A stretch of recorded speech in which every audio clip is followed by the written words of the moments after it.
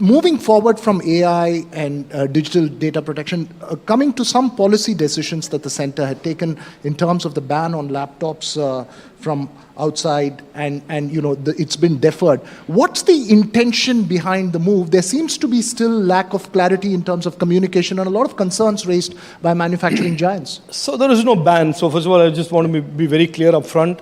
There is no ban, there is no licensing, there is no license, Raj.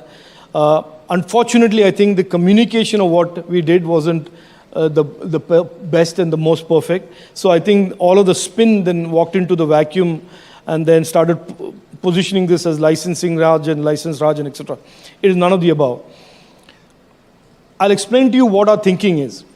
The Indian digital ecosystem is at an inflection point. We think the next 3 to 5 years, the demand for digital devices, whether they are smartphones or laptops or servers for data centers that power the cloud, is going to exponentially go up. Now, as a responsible government, we want to make sure that everything that goes into the Indian internet, ranging from an IoT sensor to a server that is powering a cloud, to a laptop, to a tablet, to a smartphone, are all trusted devices. And therefore, we don't want equipment coming into the country which is anything other than being trusted. Now, therefore, there is in this particular context, I want to clarify that most of the servers and most of the laptops are manufactured in one geography, and I won't say the country's name, but you certainly get what I mean. And therefore, we don't want that dependence, don't want that strategic concentration of all of these digital devices that are coming into our country and building our digital ecosystem and network to come from anything other than trusted sources. So what we are telling the industry is that this is not a licensing, Raj, this is an import management system whose only goal is that we want in India, bought into India, imported into India, made in India, only stuff that is trusted by us. Okay. And as an extension of that conversation, we are saying, look, why don't you manufacture in India, because then you're certainly trusted. Or if you are wanting to import it, we'll certainly figure out where you can import it, but you should import it from a trusted source. That is the net sum and substance of what we are attempting to do.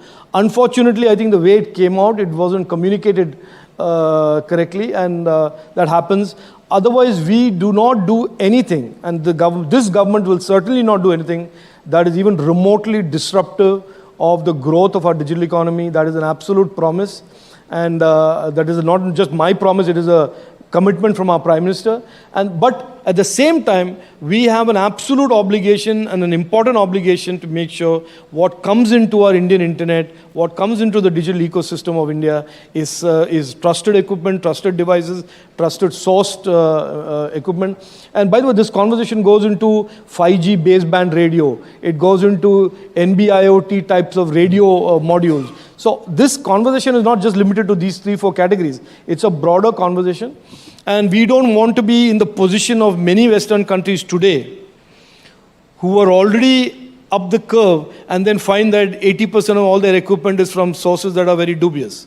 Right. So, well, we are planning for the future. We are planning this as a very important part of our future. So it's not an economic decision; it's a security concern. It's